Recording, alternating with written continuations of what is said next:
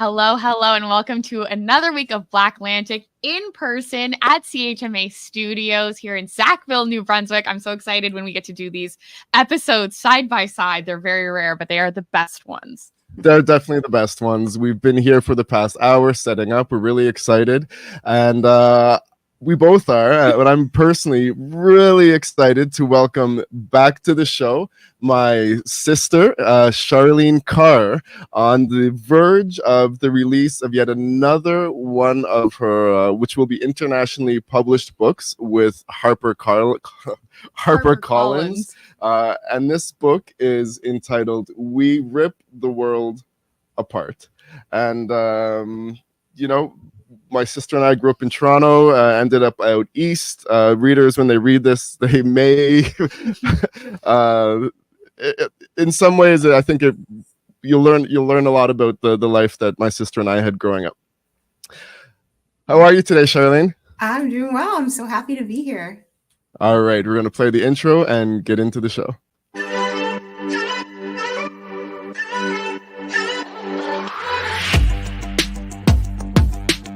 BlackLantic Media acknowledges that it carries out its work on the traditional unceded territory of the Wolastoqey, Mi'kmaq, and Pescotubacadi peoples. I would also like to acknowledge that I am seated on the traditional territory of many nations, including the Mississaugas of the Credit, the Anishinaabe, Chippewa, the Haudenosaunee, and the Wendat peoples, and is now home to many diverse First Nations, Inuit, and Métis people.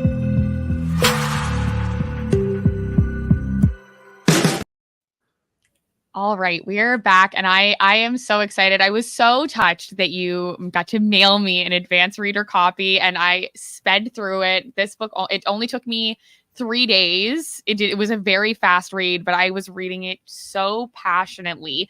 I do think we should start by saying that we actually did this exact same setup to interview you the last time. We were together, and you were away, and I was like, we'll finally at some point do an interview with all three of us in the same space at some point. But for anyone who didn't listen to that episode, first of all, go back and listen to it and also get the book Hold My Girl. But before we get into this book, We Rip the World Apart, just give us a digestible little bit about you and about I know you've published so many books previously. So tell us a little bit about your journey as an author before we get into this amazing, amazing novel. Sure. So I've wanted to be an author since I was a very little girl. It's always been a dream of mine, a passion, and I've written off and on my whole life. It wasn't until probably my mid to late 20s that I decided, you know what, I need to stop viewing this as like just a hobby and really focus on it. And so I kind of reworked my life to give me more time to write. And that's how I started independently or self-publishing some novels. And then it wasn't until I became a mother that I realized I can't run a publishing business and write and be a present mother at the same time, that I decided to specifically write a book that I hoped would get me an agent and, one of the big publishers, that I could actually have the chance of doing this as a career. And that's how Hold My Girl came into existence. And yeah, so for We Rip the World Apart, I had already started working on that by the time Hold My Girl sold. And I'm so thankful to Arts Nova Scotia and to Canada Council for the Arts, because they helped to fund the writing and the revision of this book. Good. Yeah, that's in a nutshell. No, amazing. Thank you. So I feel like I'm just bursting about how amazing this book was. But before we get into the questions that I have as someone who got to read it, if you want to tell our viewers and listeners the synopsis of We Rip the World Apart. Okay, so it's a multi-generational story that follows three women. So we've got Karila, who is the youngest woman, a biracial daughter, and then her white mother, Evelyn, and her grandmother, who is a Jamaican, Violet, who is actually named for my own grandmother. And so kind of the initial promptings or ideas of this book came from wondering what my family's journey may have been like if she hadn't died when my father was a child, and if she had been there to kind of be the matriarch of our family. And so this book is totally fictional, but it does follow a family whose geographical journey followed mine. So from Jamaica to Toronto, kind of in the 80s and 90s, and then on to Atlantic Canada. And so in the book, they moved to Nova Scotia, whereas my family actually moved to New Brunswick. And then it also explores this family's journey. This is not a spoiler. You learn about it in the first few pages. Their son was murdered by police. And so that aspect of the story was really prompted from learning about the death of George Floyd and how that just brought to the world's attention that racism exists and anti-Black police violence exists. And I remember as that happened, he having messages from friends and white friends in particular, who kind of, it was like they were realizing it for the first time. And I started thinking, like, how would all these families feel who've suffered the effects of anti-Black police violence for years and generations, and no one was really paying attention? And so I wanted to explore what that would be like for a family who had lost someone long before the world kind of clued in that, like, oh, this is happening and this is real and we need to do something about it. And so merging kind of the questions about what life would have been like with my grandmother and that side of the story is how We Ripped the World Apart came to be. Amazing. You stop me if you have any. Oh, I will. Okay, great. I'm good. Because I'm just going to steamroll with all of my questions. I'm curious about, first of all, and actually this is sort of a question for both of you, to be honest, as you grew up in Toronto before I got to, live there, and I've only been there for the last 7 years. And I do think that you mentioned it a bit in your acknowledgements, but what I was surprised by was the amount of police violence and brutality that was mentioned within Toronto. And so I'm curious, like, how much of that is accurate or fictional in terms of, how were Black people treated by police in the 80s and 90s, and from your recollections versus like the research that you were able to do, Charlene? So I'm too young to have recollections of the period that was in the book as we were looking at the son, Anthony, and his experiences. And so all of that for me came from research. There's a wonderful nonfiction book called Policing Black Violence. It's by Robin Maynard, I believe. I can't see her. Yeah, it's on my shelf there. So I'm kind of looking up to make sure. And so I got a lot of that from that. And then I also interviewed our older brother, Sheldon, and he had a lot to say because his age kind of corresponded a little bit more with the son in the novel. And, there are other articles that I researched, a few other books I looked at. I would say I got the most from Policing Black Lives, and then just kind of insights and anecdotes from our brother. Yeah. And I would say, in all honesty, from what I've researched, the book probably, tones it down. The experience of kind of, because you're not going to put everything that you learned about in this one family's story, right? Of course. Yeah. Of course. What's your thought, or at least recollection, of Toronto and when you lived there? Well, during the 80s and 90s, very similar to Charlene, we're only 4 years apart, and I was a little bit too young to have firsthand experience. I mean, in the 80s, I wouldn't have even hit it. I'm 10 years old, and then in the 90s, it wasn't until my early teens that I started to be around much. Like, we didn't grow up right in the heart of downtown, and while we grew up just blocks away from some really bad neighborhoods in our community, where a lot of these people went to our schools, and where I had friends, where I'd go hang out there regularly, and I would see things that were not great. Violence, crime, fights, blood on stairwells, walking up the stairs, kids causing mischief and getting into fights, people playing ball, and cops patrolling the neighborhood, and people selling drugs and weed and stuff like that. I didn't really experience too much of it firsthand, and so when Charlene asked for my feedback, I was going through some time in my personal life, and I wasn't really available, but also not a lot of insight. And so she did interview my older brother, who has many stories, because he's 7 years older than me. So he was really, in the time of the early 90s, like gangster rap and rap like that, and like probably areas like Don Mills and Shepherd, like cops and the things like that. I know that Toronto was a really wild city even before that, like in the 70s and 60s.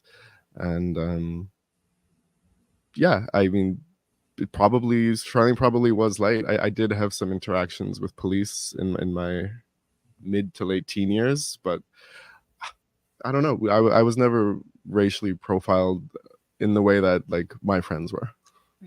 Interesting. It could be due to even just the tone of my skin, or that I talk slightly different. But yeah, which is such a prevalent point, like such book, a key aspect of the book. Yeah. So I guess I'll start my moment of, I guess, gushing in terms of it just felt to me as a biracial woman with a white mom and a black dad that I felt so much like I was Karila.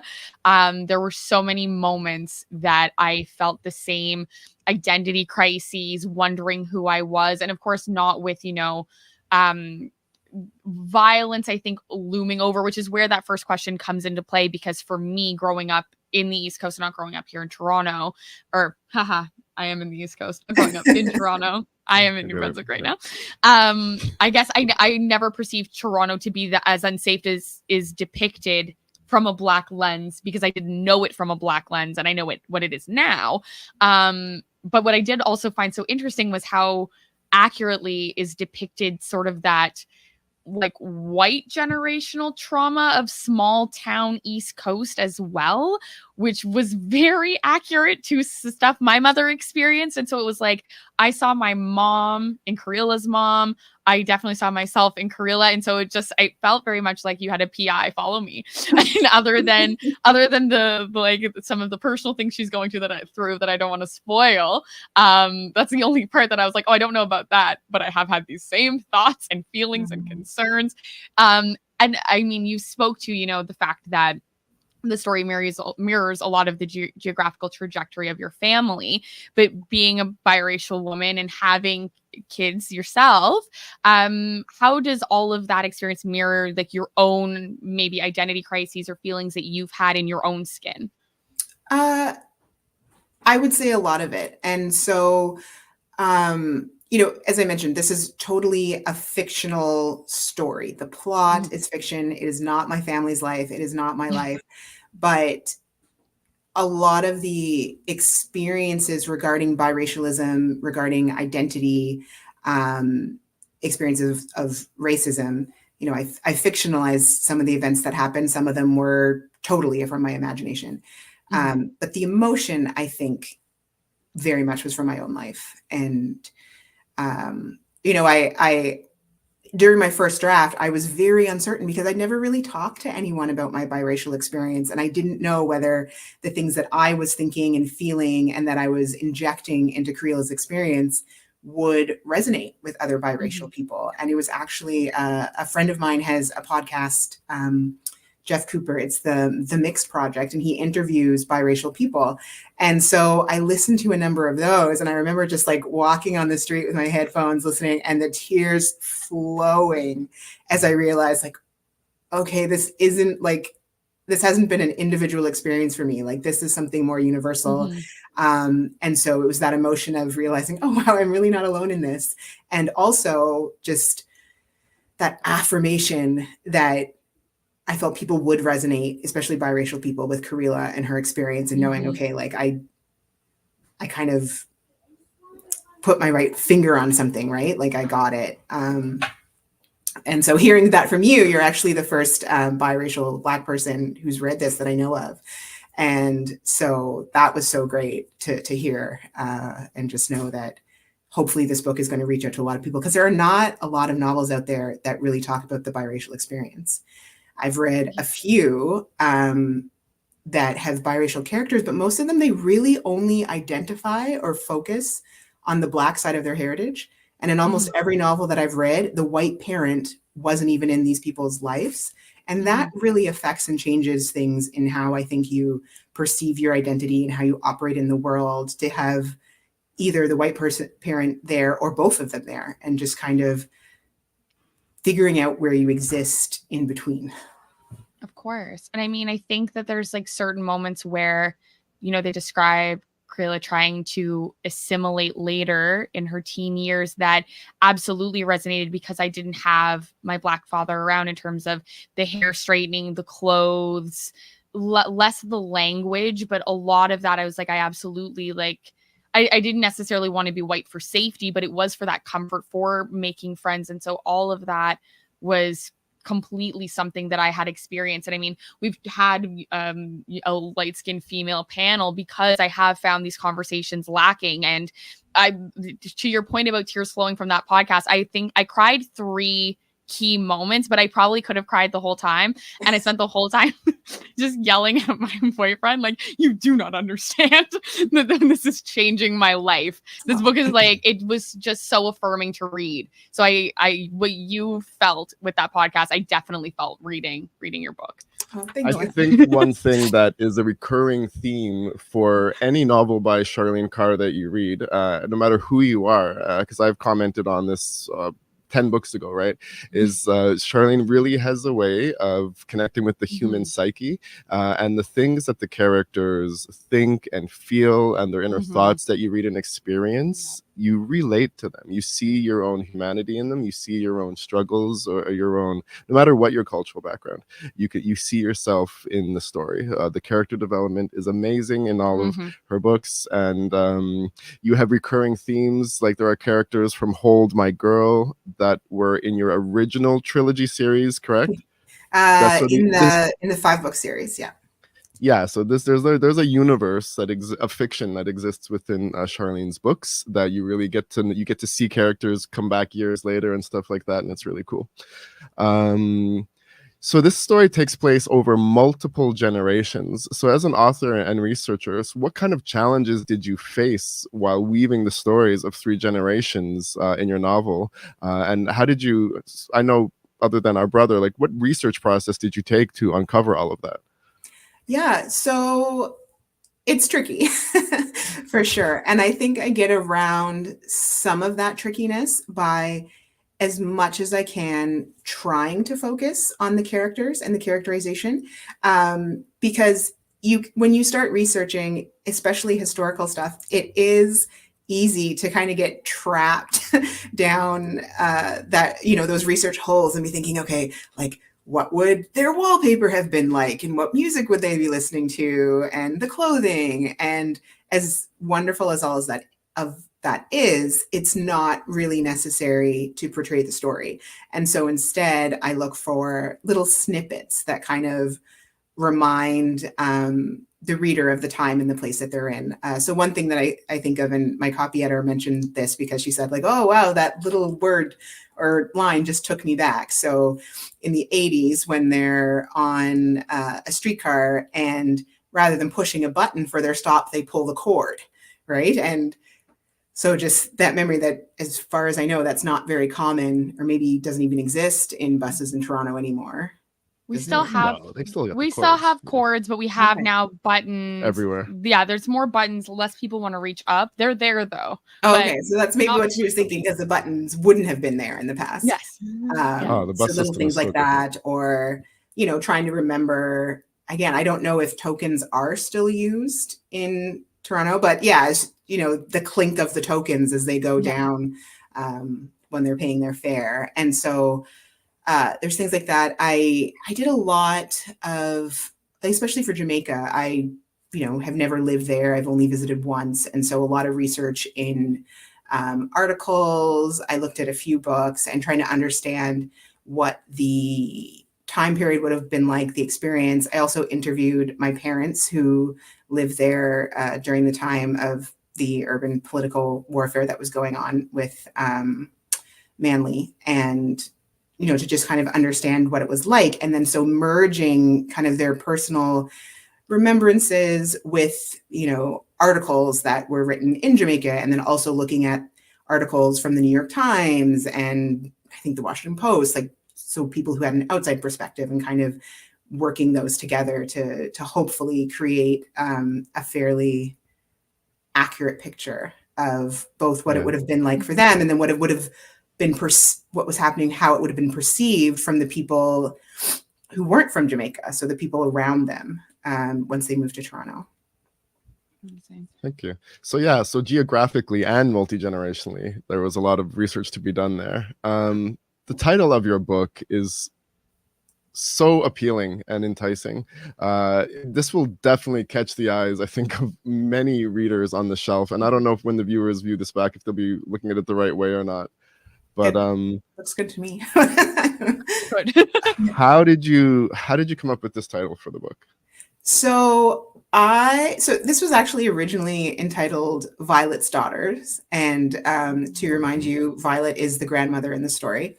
And we kind of more receive vignettes from her, and it's her remembrances of losing her own children. And then, so that title kind of connected to, her own lost daughters. And then these two new, her daughter-in-law and granddaughter, who she kind of takes emotional responsibility for.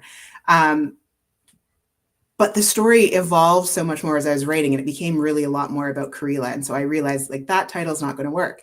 So I knew I wanted to present something that came from my own mind rather than just having my editors come up with a title.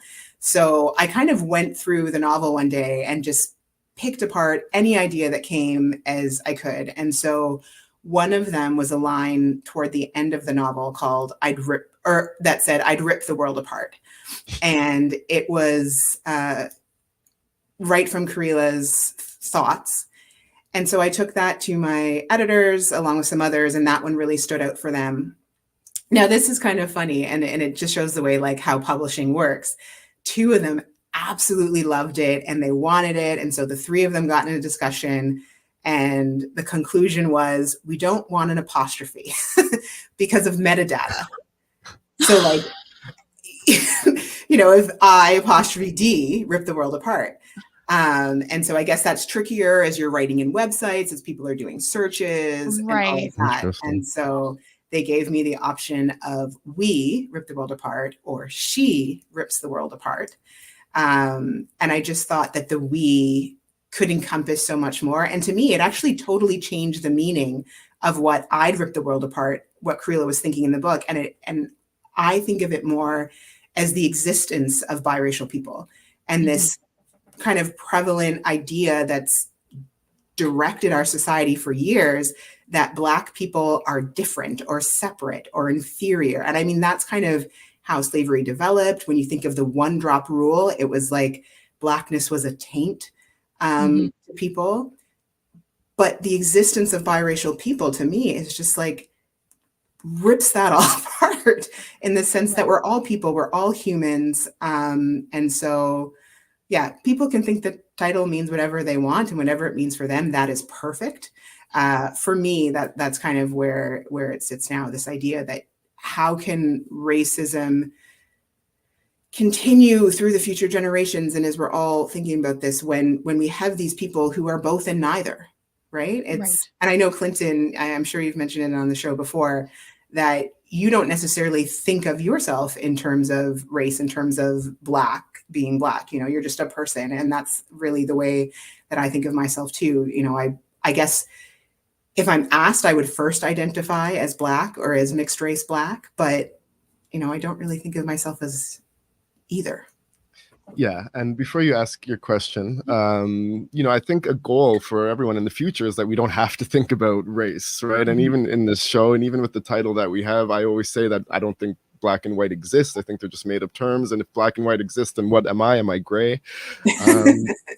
But one important thing I want to point out as well in this reading the story and considering this story and the reality of talking about biracial or bicultural individuals like ourselves is that in the 80s and 90s, growing up in Toronto, even though my sister and I and my siblings were around people from every country and culture in the world, it might be surprising to people to learn that there really wasn't many Black-white intercultural people at all in the city. I mean, our parents got married in the 60s at a time before the civil rights movement even took place in the States.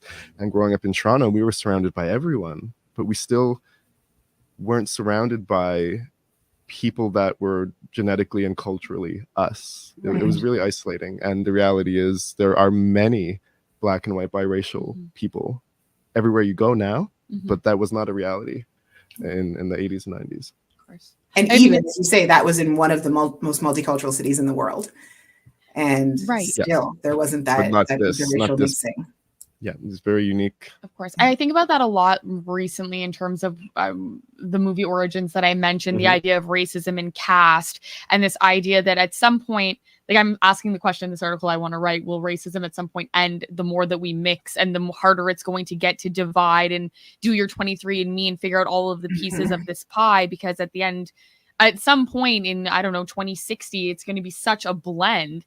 I would hope it would stop mattering, to your point. But I want to ask about more of a theme that was really prevalent to me, or something that spoke to me. And it actually reminded me of my favorite art piece, which I think is hilarious. But my favorite art piece is the Pietà in the Vatican, because, and I'm not a religious person, because I think that it's Michelangelo's Pietà where Mary is holding dead Jesus.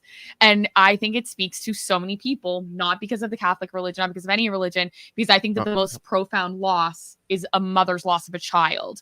And I think that what is done so beautifully in this book is not only talking about loss of a child and loss in that way, but the burden that all women carry to be okay, to show up, to be a mom, to be a wife, to act like everything is fine, to be racially profiled, accosted, abused, assaulted, all of these things. And you're supposed to brush it under the rug, whether it is other women telling you to do so, whether it's yourself beating yourself up for having a feeling or a thought. And what I sort of, and I don't even know if this is coming to a question, but for me, in terms of thinking about my intergenerational trauma, how it ebbs and flows through race, feminism, misogyny, and all of these, misogynoir, all of these topics, is this idea that there are so many generations of women and Black women and women in my family that because they believed they had to be okay, they went to drinking, they numbed themselves, they hid away, they hid the most beautiful parts of themselves, until what feels like this generation, Karila's generation, that is going to therapy, that is on social media, that is being so loud and proud of their existence, that they are sort of putting a stop to this. And I guess I'll ask, like, is that something that was something that you saw as a pattern with other people that you spoke to or have noticed? Because I've noticed that Gen Z is so often, you know, on social media, and they're advocating for their rights. They're, you know, very popular this week is the topic that they're now filming themselves getting fired. So like they're there trying to dismantle the system in every capacity. Have you noticed that pattern as well? Is that a part of why it took that sort of third generation to dismantle this? Or was it something else that made you feel that way? I'm not sure. And I mean, I think to me, Karila, as she's only kind of getting there as the novel finishes. Mm-hmm. You know, she doesn't start out there by any means. And so, yeah, I don't know how much toward the end of what you were saying, I don't know how much I thought about that dismantling. I mean, certainly in the novel, we see her getting involved in the Black Lives Matter movement. And so that is kind of opening things up for her. And she's learning about a lot of stuff she didn't know about before. So we're seeing the effects of social media, of just such more access to information because of the internet than either her mother or her grandmother would have had. And I think that affects her view of the world and how she's understanding things and how she's understanding the generational trauma and her mother and what her mother may have gone through. You know, it's not until she starts learning. I mean, she didn't really even know about what was going on in Jamaica and the reason that her parents left that country until she learned about it from, you know, new friends she was making. And then as far as that kind of pressure and burden of motherhood and womanhood and this idea that you have to be okay, I mean, that definitely was something that I consciously explored in the novel, especially with Evelyn and how she became so broken. And she had this very negative kind of character arc in that she starts out much stronger and as things keep happening to her and her family and her children, and she carries that weight, she becomes weaker and weaker and weaker, and she expresses her mothering love in a way that's actually extremely harmful. because she just doesn't have the tools and the material to do anymore. And you mentioned earlier kind of this small town mentality and how that affects people. And I think that's a really big thing for her too. In a lot of small towns, it's like everybody knows everything, but also everybody keeps quiet. You know, some of our family comes from a very small town and in Canada, rural Atlantic Canada. And I remember hearing stories about, you know, people who regularly are driving drunk, regularly are, you know, involved in domestic abuse, and the cops just kind of brush it off because it's like, well, that's my, you know, cousin's husband. Yeah. And they just keep it all quiet, and it allows for things to really fester. And so that's certainly something that I very consciously explored. And then we have Violet from Jamaica, who it's this other pressure of just being so okay and needing to be that matriarch and needing to kind of put to the side her own pains so that she can do all she can to support her family. Absolutely. Yeah. Go ahead. Oh, amazing. Perfect. One of the last questions I have, and then you can ask some more too, is what I thought was really interesting, and another theme obviously was this idea that it almost felt like all Black people and their white family members, allies, etc., are trying to avoid this inevitable that being Black is such a negative, that it is going to get you hurt, and to a point of almost of trying to avoid who you are, your own identity, and avoid yourself when you cannot avoid what people see and judge before they even know the person that you are. And so I was wondering if you could speak a little bit to that, you know, inevitability, and how so many characters are trying to assimilate or code switch or be palatable to a white person, and how maybe a little bit of that, you know, inevitability has been in your own life, as you mentioned, some of it, you know, resonating with you as the author. Yeah. You know, I certainly wouldn't say that I think all Black people feel like that. You know, in this particular story, this particular family, there was perhaps a lot more of that because of their specific circumstances, because of the trauma that they had faced, both in Jamaica, coming over to Toronto, being in a situation at a time, as Clinton mentioned, when an interracial couple was very much not the norm. And, you know, to some not really accepted. Yeah. And it's hard to talk about some of this because, you know, in the novel, it's fiction, right? Mm-hmm. And though in some ways I draw and I pull from my experiences or my perceptions of my family experiences to talk about it in a venue that is not fiction, you know, I don't think that's my place, I guess. Yeah. No, fair. Absolutely. Yeah. Okay. Well, maybe you can answer, like, so what do you hope that readers take away from these explorations in the book? I hope they take away the ability to explore. Basically, you know, I don't think that this book and fiction in general should be about answering any questions. And I hope that this book doesn't do it. I hope what it does is it gets people asking questions of themselves and thinking and wondering and exploring, you know, the possibilities of identity, of racism, of anti-Black violence, and just in their minds, opening up those questions to maybe things that some readers, and especially non-Black readers, but Black readers as well, may not have considered, right? You know, I think of all those questions that I started getting when George Floyd was murdered, and people were thinking about that for the first time. And I'm sure a lot of them have kind of stopped thinking about it so much. And so I hope that this book brings that up again. And, you know, even for people like myself, biracial people, that they would think about their own identity and what that means to them and whether it matters, because it doesn't have to, right? You can just exist. You don't have to exist within one lane or another regarding race or identity, but you can, and that's your choice. And yeah, for me, it's just all about providing a medium for people to start asking themselves questions. And what happens from there, you know, that's up to them. Okay. I hear you. So you're not looking to necessarily answer the questions, Mm. but to make people ask, and definitely to make people feel and Mhm. possibly understand from a different perspective. Um, but the book still is about race and Mhm. identity, among other things. So again, like, what role do you think novels like yours play in the broader conversation about race and identity in contemporary literature, especially?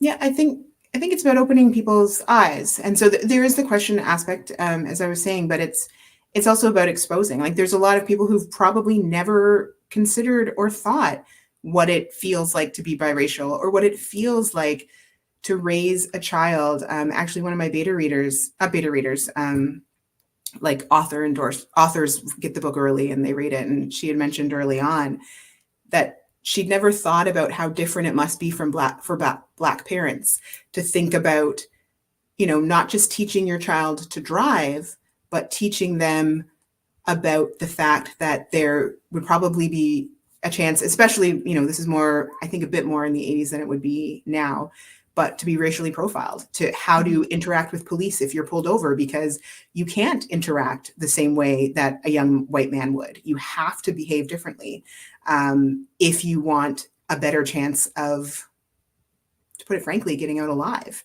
And so there are things like that, and having people consider and think about, and hopefully not just this novel, but novels in general that talk about these experiences that aren't part of the mainstream will change the conversation, and people who are in positions to alter the way that society runs, positions of power, that it'll trickle down, whether it's from them reading it themselves, or it's from their, child reading it, or their wife reading it, or their husband, that will just kind of affect society. I mean, I think art and literature has the power to really shift the cultural conversation. And so it would be my hope and desire that We Rip the World Apart is just a small aspect of that.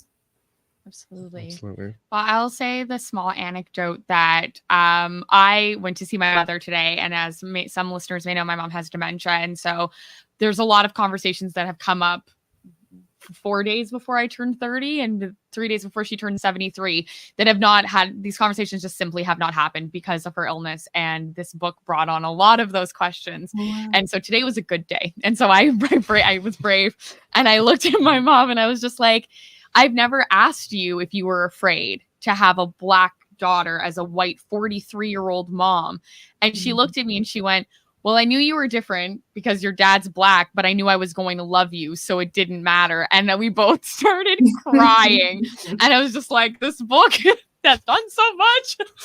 But it was just very nice to hear. And I mean, like, obviously, I don't think she can get into probably the memory of, I'm 43 with a little black baby and there's a white New Brunswick community around me, and what are we going to do? But still hearing that affirmation of, I was going to love you no matter what you looked like, it's still nice to hear as a 30-year-old woman. So in terms of the questions it asks, it does ask a lot. And I would encourage, whether you're black, biracial, or white, I do think there are aspects that I would say definitely every woman can see in themselves through all of the female characters. But I think there's a takeaway for everyone in terms of just the human experience. And, I think most people have moms and women in their lives that I think they should read this to know what those women face on the daily, on top of all of the other nuances in this book. Again, like I'm never going to shut up about this book. It's phenomenal. It's phenomenal. Yeah. Thank And you so much. I know you meant this, but I think no matter what your cultural background, Yeah, white, black, or bicultural, or any culture, I think this would be an Absolutely. amazing story for you to read. Charlene, do you want to plug the release date and any other pertinent information about the book you want listeners to hear before we sign off? Absolutely. And just before I do, to add to what you were saying, Clinton, two of my early readers were of different cultures. One was mixed race Indigenous, and another mixed race Chinese, and the things that they had to say as well, and how, even though it's a very different experience when you're looking from the Black minority lens, that it just resonated so much with them and their experiences as well. So I'm glad to learn that it's broader. And yeah, so I believe today for viewers, when this releases, it's February 1st, which means the book will be out, will be available. You can get it wherever they sell good books because it releases just yesterday, January 30th. And yeah, you can learn more about me from my website, charlenecarr.com. As far as social media goes, I'm most active on Instagram. And you can find me there at Charlene Carr Author. Feel free to sign up for my newsletter on my website. And I'm just so thankful to have been here and to have had the opportunity to chat. And I'm very excited to see readers' response to We Rip the World Apart. And I hope that it's even half as enthusiastic as yours has been, Hillary. Well, we're so excited to have you on as well. Hillary loves you. Charlene, I love you so much. Congratulations. We're all so proud of you. This is an amazing time, and this is going to be an amazing book for anyone who picks it up. So make sure you do. And when you're looking Charlene up, it's CharleneCarr. We forgot to mention this for our own episode, but if you haven't already, please click subscribe, follow us, like us, comment, share this on your stories, share this on your Facebook, rate us on Spotify and Apple. Every single little thing you do, donate. Yeah, give us money. Every single little thing you do really helps to contribute to what we're doing here in our third season, showing that we really are working hard to uplift Black Atlantic, bicultural Atlantic, East Coast voices. And if you haven't watched the previous episode about Hold My Girl, please check that out and go get that book. They are both out, and it's another amazing, amazing story, which I even saw Tracy Moore from Cityline was talking about it the other day in Toronto. So you know what? It's getting all the acclaim. So congratulations on all of your success. Thank you so much. You deserve it. You deserve it. I love it. All right. Peace.